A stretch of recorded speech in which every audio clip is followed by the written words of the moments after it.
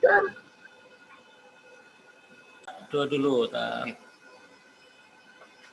Baiklah, anak-anak. Selamat pagi. Pagi. Espero ever onward.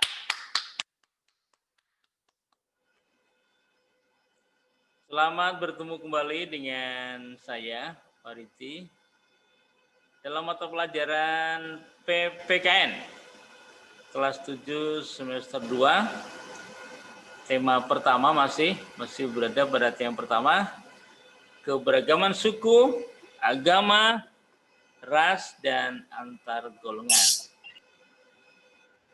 Sebelum lebih panjang, lebih jauh, marilah kita sesaat berdoa. Semoga Anda semua selalu berkelimpahan, rezeki, kekayaan, kemakmuran, kesejahteraan, kesuksesan, keberhasilan, kejayaan, kecemerlangan, kegemilangan, kemujuran, keberuntungan, kekuatan, kesehatan, panjang usia, kebahagiaan sekarang dan selama-lamanya. Dan belajar hari ini semoga Anda berlimpah kesuksesan. Berdoa sesuai dengan agama dan kepercayaan masing-masing. Mulai.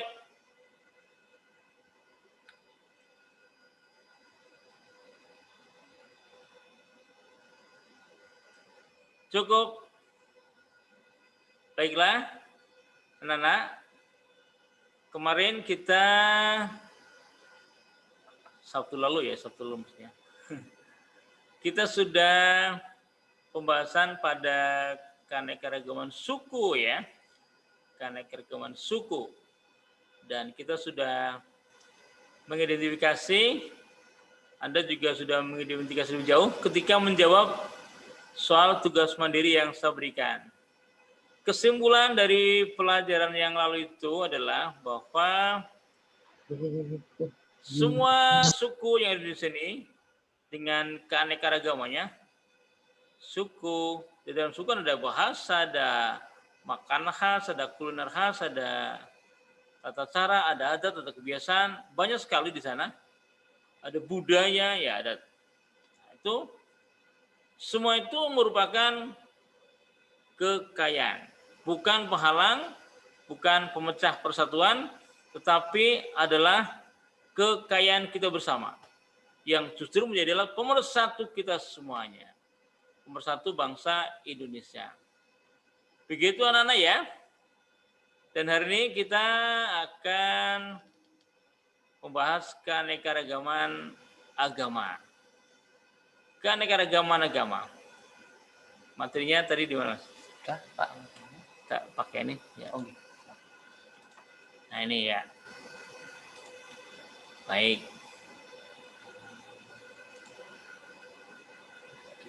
Keanekaragaman agama dan kepercayaan yang ada di Indonesia ya.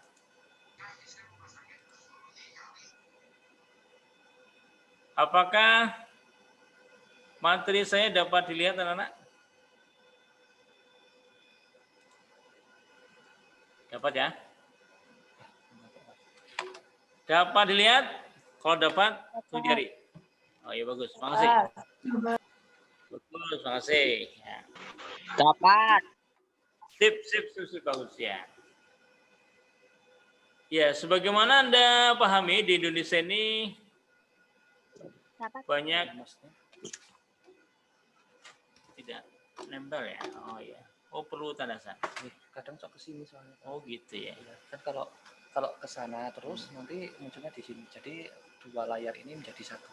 Oh gitu tuh. Oke. Nanti kalau pakai ini aja enggak apa-apa. Yang ini ya. Ya deh. Persoalannya sih sangat menggelitik kita ya. Di Indonesia ini kan banyak agama. Maka persoalannya, mengapa sih di Indonesia banyak agama? Gitu ya. Mengapa sih negara kita punya banyak agama gitu kan? Mengapa di sekitar kita agamanya berbeda-beda? Itu persoalan yang sangat menggelitik kita ya. Kok bisa begitu ya? Kok bisa Indonesia ini agamanya beraneka ragam. Nah, ini anak-anak faktor yang sangat menjadikan kita kemudian beraneka ragam. Salah satunya adalah memang apa yang ada di diri kita di Indonesia ini, maksudnya dari Sabang sampai Merauke, dengan segala kekayaan alam yang ada ini sangat menarik orang-orang untuk datang ke Indonesia ya. Bukan hanya sekarang, tapi sejak zaman dahulu kala. Indonesia ini terkenal kekayaan alamnya berlimpah ruah. Sehingga mereka ingin datang ke Indonesia, menikmati semua yang ada di Indonesia, yang alamnya indah-indah, dan kekayaan alamnya juga berlimpah ruah. Ini pemandangannya sangat indah ya. Ini jarang dijumpai di negara lain pemandangan seperti ini ya. Ada sawah, ada nyiur, ada gunung, langit biru, awan berkejar-kejaran. Di sini anak-anak bermain, di sana ada sungai, ada kampung, ini ada kampung-kampung ya di sana. Ini kan luar biasa indahnya. Ini menjadikan daya tarik yang luar biasa bagi bangsa lain untuk datang ke Indonesia. Mereka berdatangan ke Indonesia sejak zaman dahulu kala. Ada pula kekayaan laut ya. Kalau tadi alam daratan ya, ini laut. Ini kan luar biasa indah ya. Ini negara-negara lain sangat mengiri dengan kita karena keindahan Indonesia yang luar biasa.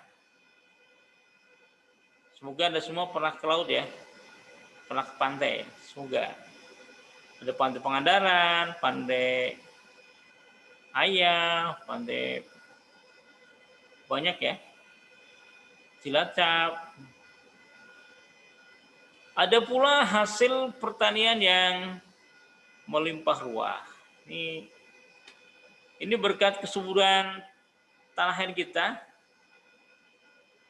Tongkat kayu jadi tanaman ya, kalau penyanyi Kus bilang begitu. Di mana saja kita menanam, di sana bertumbuh nih. Apalagi tomat ya, di mana-mana bisa kita nanam tomat ya.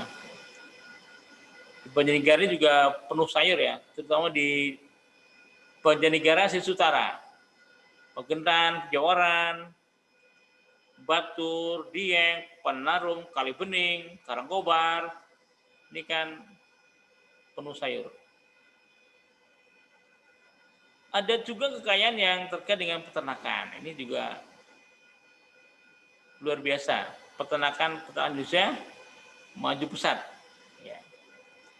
Anda juga bisa jadi petani, bisa jadi peternak ya, bisa jadi pelaut. Tinggal milihlah, semuanya bisa hidup dengan berkelimpahan.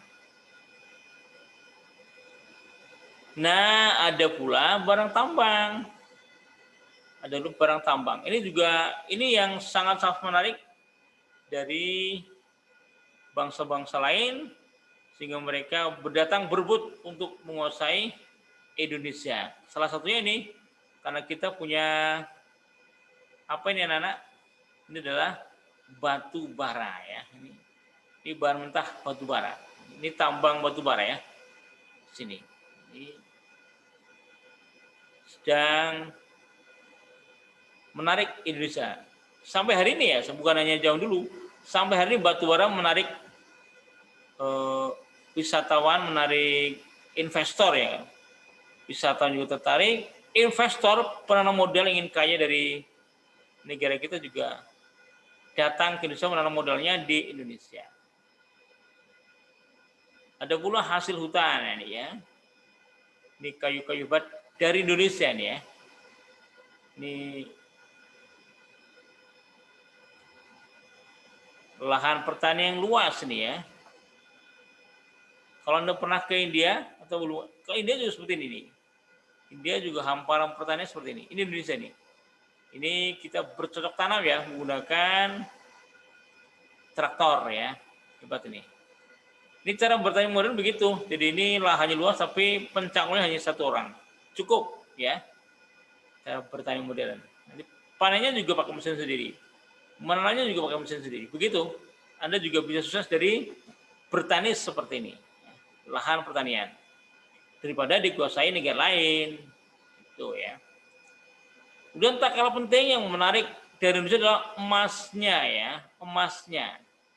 Emas kita punya gunung emas ya di Papua. Ini perusahaan tambang emas terbesar ya di Indonesia. Di Indonesia ini. Itu adalah Freeport ya. Ini luar biasa. Ini gunung anak-anak. Ini gunung yang udah digempur sampai ke dalam. Dan ini masih berproses anak. Masih berproses. Freeportnya sekarang 51% perusahaan ini menjadi milik Indonesia. Sehingga kekayaan dari tambang emas ini masuk ke APBN yang sekarang sangat besar ini. Penerimaan dari tambang emas ini sangat besar. Karena masih kerjasama antara Amerika dengan Indonesia. Belum seluruhnya Indonesia. Gitu ya.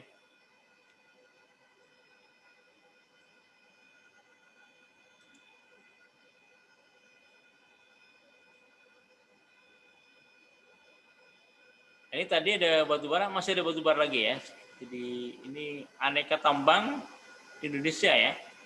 Menarik wisatawan dan investor asing untuk datang ke Indonesia, menguasai Indonesia, ingin berdagang. Dan juga ini gas alam ya. Laut itu tidak hanya ikannya, tapi juga di laut ada ditemukan gas alam yang mengisi dapur-dapur kita ya. LPG itu dari sana. Kemudian hutannya ya. Hutan Indonesia ini menjadi paru-parunya dunia ya. Jadi kalau hutan Indonesia di Kalimantan terutama terbakar, ini sayang karena hutan kita menjadi paru-paru dunia. Ini hutan ya.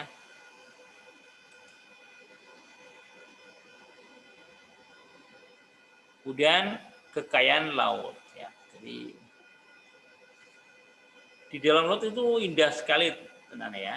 Ini juga menarik investor, juga wisatawan untuk datang ke Indonesia sejak dulu ya. Kita masih akan menjawab mengapa Indonesia banyak agama ya. Ini anak-anak, apa sih kekayaan Indonesia? Apa sih kekayaan Indonesia yang menarik orang-orang asing untuk datang ke negara kita, ke wilayah kita? Ini sudah alamnya penuh kekayaan, penduduknya ramah tamah. Keramahan kita juga mengundang bangsa-bangsa lain berbondong-bondong datang ke negara kita ya. Itu penduduknya ramah ya.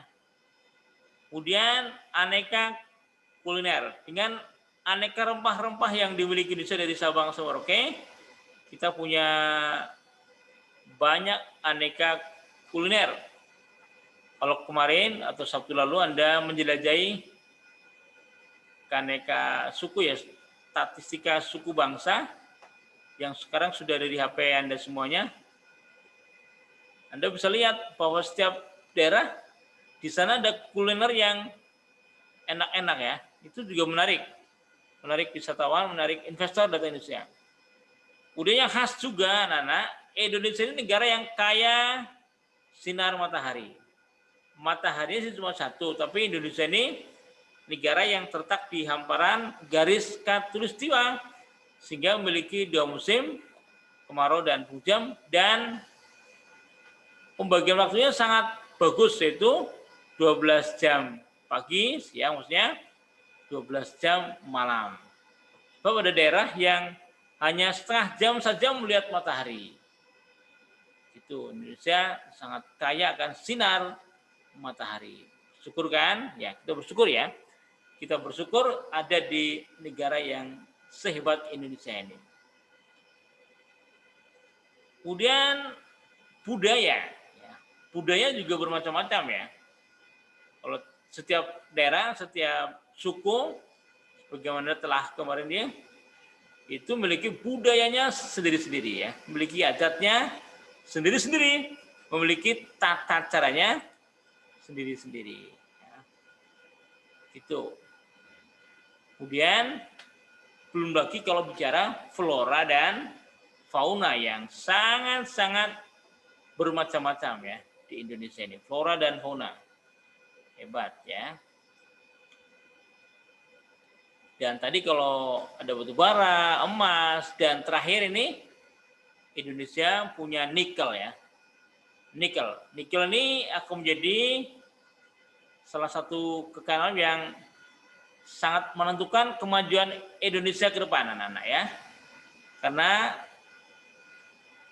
di bawah kepemimpinan Bapak Jokowi, kita sekarang menjadi punya pabrik nikel terbesar di dunia. Nikel itu untuk apa, Nana? Nikel itu adalah bahan baterai yang nanti akan diubah menjadi baterai-baterai untuk menggantikan peranan minyak fosil, yaitu bensin, solar, dan seterusnya akan diganti dengan baterai. Jadi nanti motor, sepeda, becak, mobil ya, angkutan besar itu akan memakai bahan bakarnya lagi, bukan bahan bakar tapi energinya menggunakan energi dari baterai, mobil baterai nanti ya. Ini sebentar lagi dan baterai-baterai akan sedang dibikin nanti di utara Banjarnegara di Batang ya, itu mudah-mudahan di sana akan berdiri pabrik mobil baterai ya yang akan menyerap tenaga kerja dari Indonesia sendiri. Ini bagian dari kekayaan alam. Bagian dari kekayaan alam yang luar biasa ya.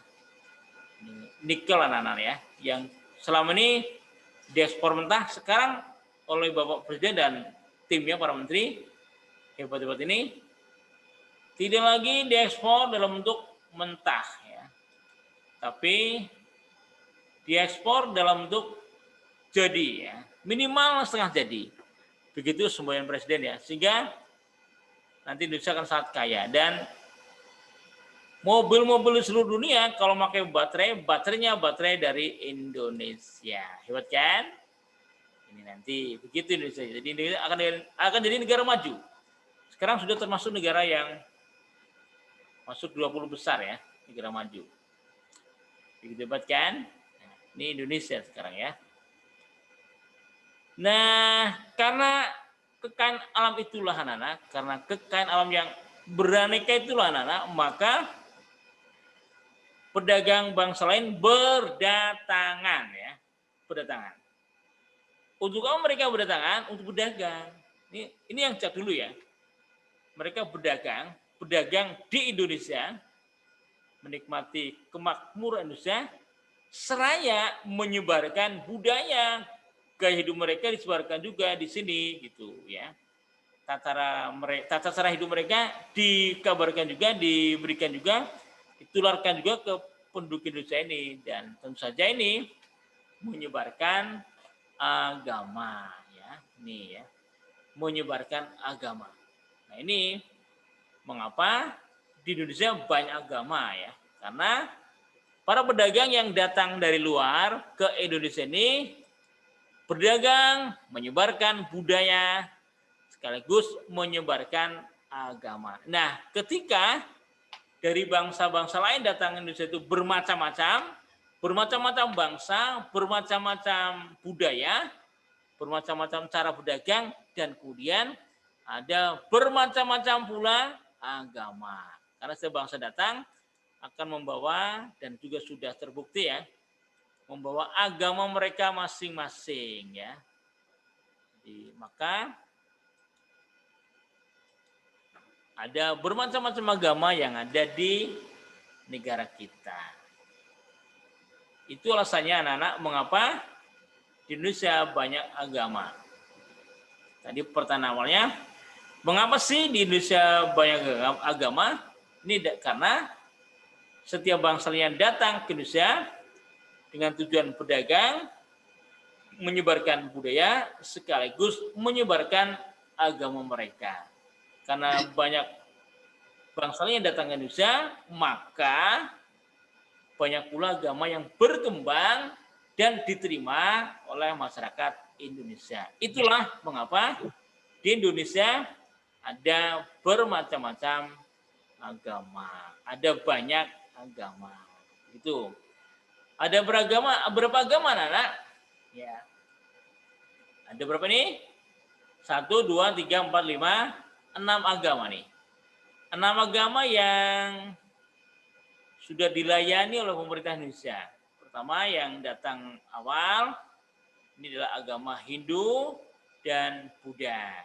Ini Buddha dan Hindu yang dibawa oleh para pedagang dari India. Itu ya. Dan yang ketiga agama Islam dari mana? Dibawa oleh pedagang dari Gujarat dan Parsi.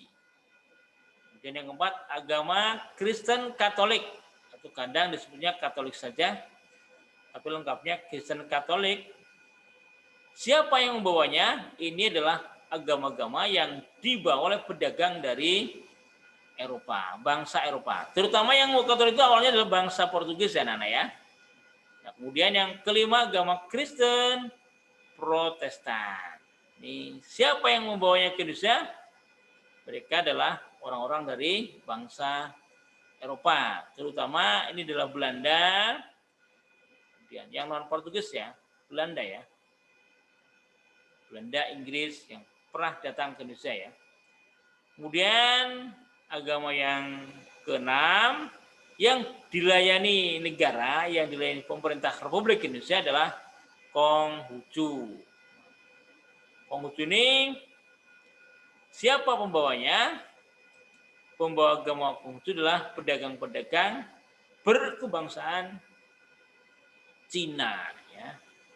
Jadi inilah 6 agama dengan bangsa-bangsa pembawanya. Nah, bangsa-bangsa ini India, Gujarat, Parsi, Eropa dan Cina datang ke Indonesia karena tertarik dengan bumi Indonesia, tertarik dengan kekayaan Indonesia, tertarik dengan keberlimpahan bumi Indonesia dari Sabang sampai Merauke, dan mereka berdagang, menyebarkan budaya, sekaligus ini menyebarkan agama-agama yang mereka peluk. Itu sebabnya mengapa kini di Indonesia ada 6 agama: Hindu, Buddha, Islam, Katolik, Kristen, Protestan, dan Konghucu. Itu anak-anak ya. Kemudian berikutnya tentu saja ada soal untuk kita bersama. Kenapa sih agama-agama itu mudah diterima oleh bangsa Indonesia? Kenapa sih? Kenapa bangsa Indonesia mudah menerima agama gitu? Mudah, oh ini ya kami terima, mudah begitu ya. Ini ada sebabnya anak-anak. Sebab Indonesia sudah memiliki kepercayaan animisme ya. Percaya pada roh nenek moyang. Dalam konteks ini maka nenek moyang kita percaya, bangsa Indonesia dulu percaya bahwa setelah kehidupan ini ada kehidupan berikutnya. Minimal begitu ya. Ada roh kan, berarti rohnya pergi dari raga, begitu ada kehidupan di sana. Begitu maksudnya animisme ya. Kemudian di Indonesia sudah sejak dulu kala begitu memiliki kepercayaan yang dinamakan sebagai dinamisme. Ini adalah kepercayaan bahwa benda-benda kadang memiliki kekuatan tertentu. Ini dinamisme. Ini kepercayaan Indonesia awal ya. Nah, juga kepercayaan terhadap Tuhan yang Maha Esa. Begitu. Nah, atas dasar 3 kepercayaan yang sudah ada di Indonesia ini, maka Indonesia, bangsa kita ini mudah menerima agama-agama yang masuk dibawa oleh bangsa-bangsa tadi ya. Ada bangsa India, bangsa Gujarat, Parsi, dan bangsa Eropa, serta Cina yang datang ke Indonesia untuk tujuan berdagang dan menyebarkan budaya, serta ada tambahannya menyebarkan agama yang mereka. Begitu ya.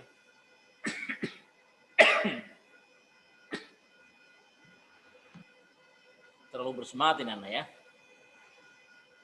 Berikutnya anak, kita mari telah ya masing-masing sekilas ya. Sekilas tentang agama-agama yang sudah diakui dan dilayani oleh pemerintah negara Kesatuan Republik Indonesia ini. Pertama adalah agama Islam ya. Agama dengan pemeluk terbanyak di Indonesia sekarang ya. Ini agama Islam punya kitab suci yaitu Al-Quran ya.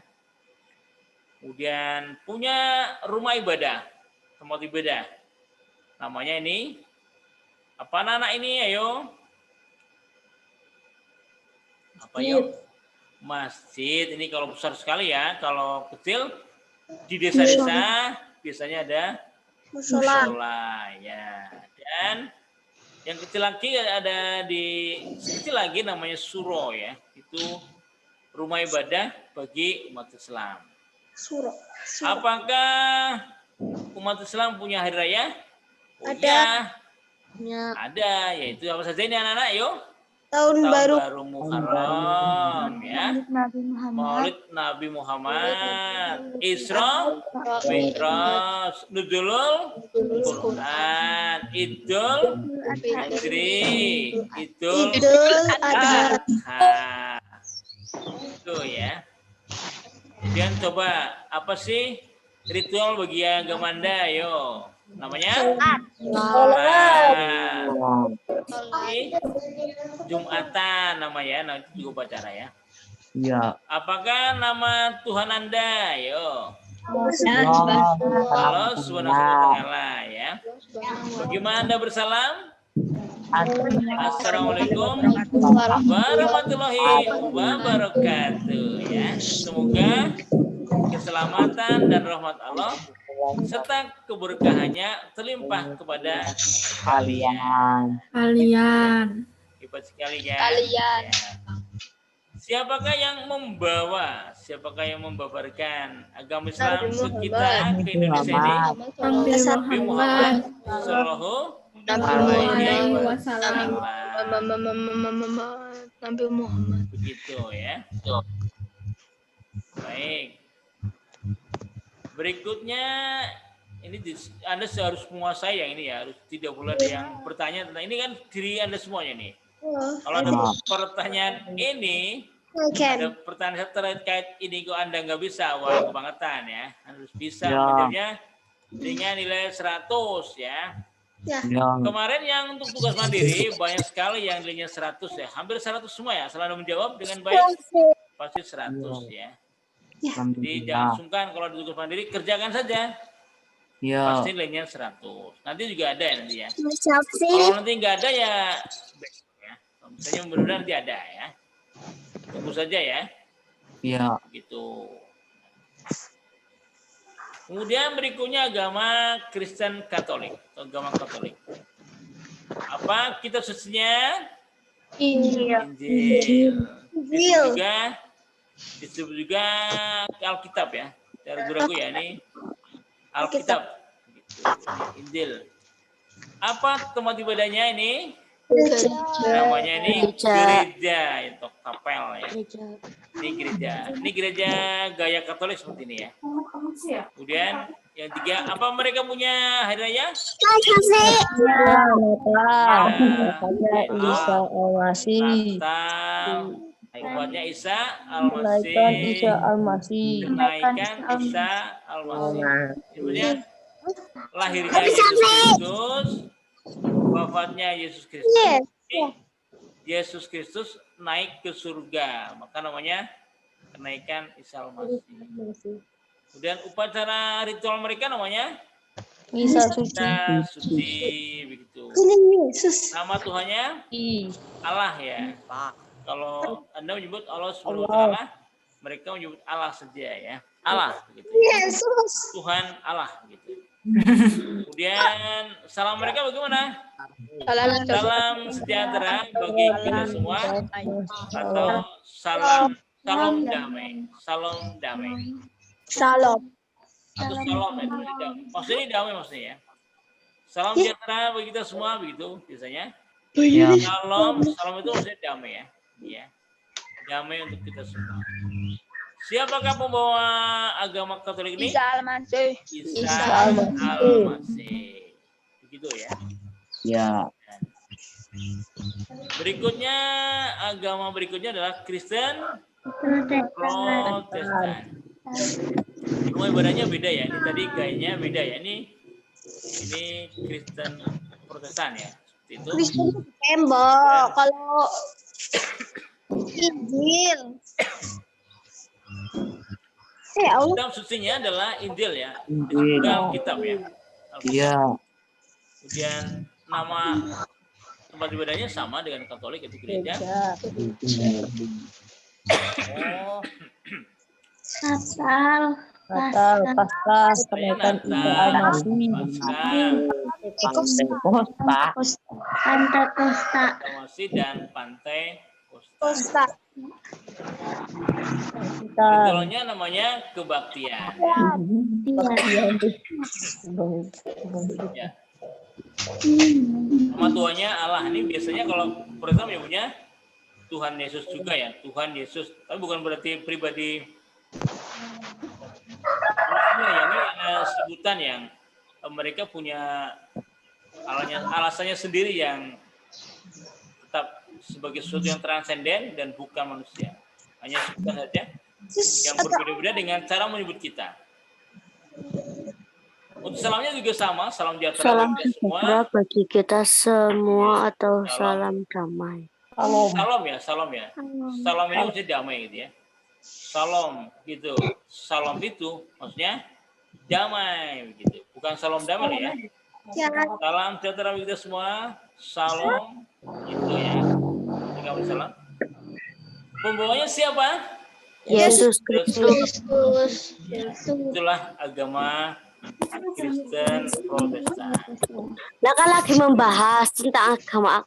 Sekarang agama Hindu ya, agama Hindu. Kita khususnya adalah beda. Tempat ibadahnya Pura.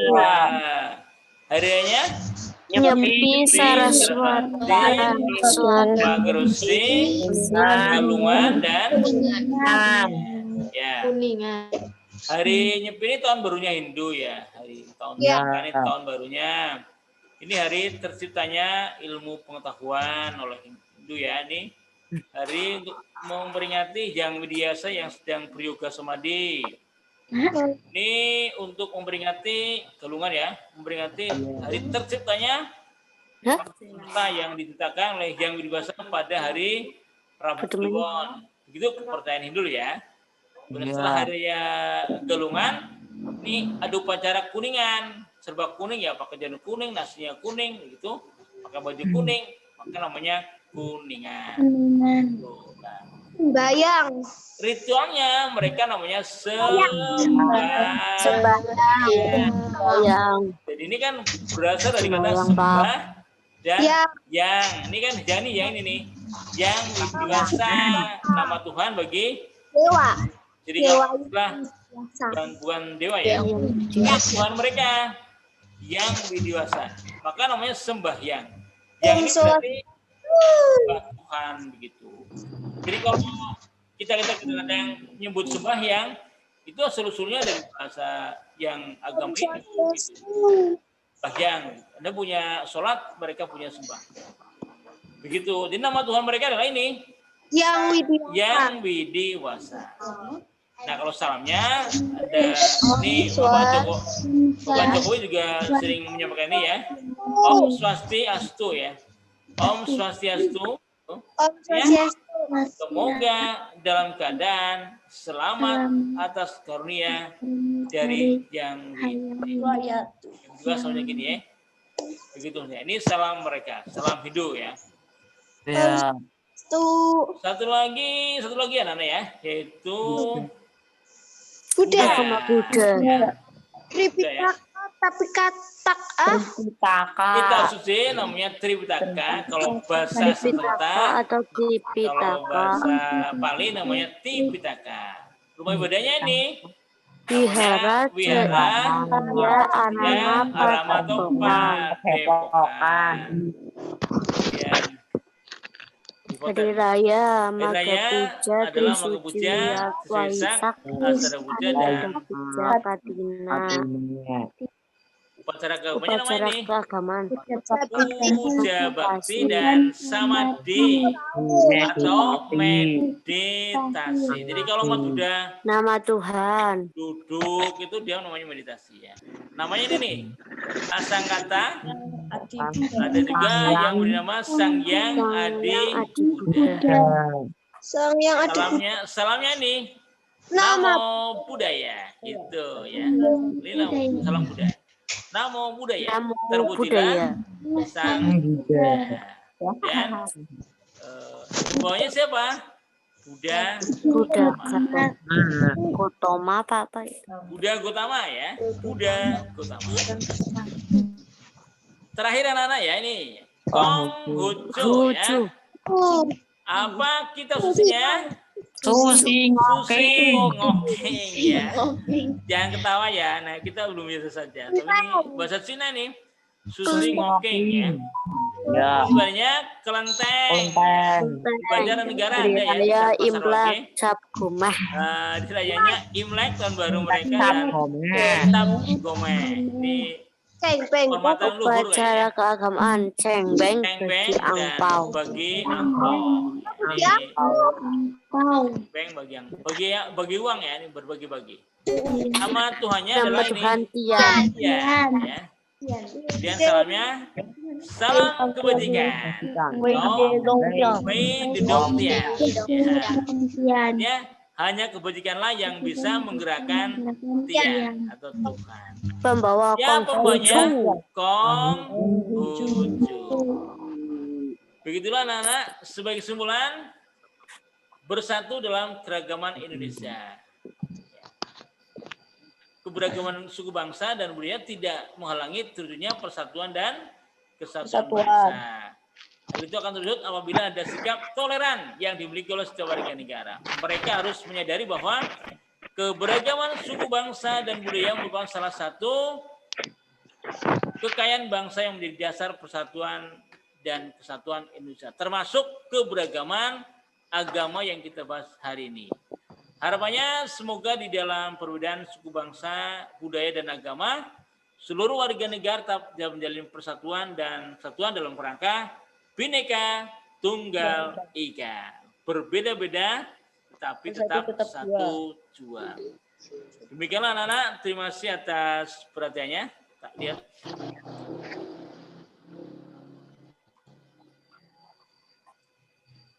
Demikianlah anak pertemuan kita hari ini. Nanti ada tugas ya. Setidaknya tugas mandiri. Intinya tugas apapun apakah terstruktur, apakah mandiri, harus segera dikerjakan. Supaya segera selesai. Dan selesai tugas selesai hari ini, beres itu. Mungkin nilainya 100 semuanya. Terima kasih atas perhatiannya. Semoga Anda tetap sehat dan bahagia. Selamat pagi. Pagi. Zero, ever, onward.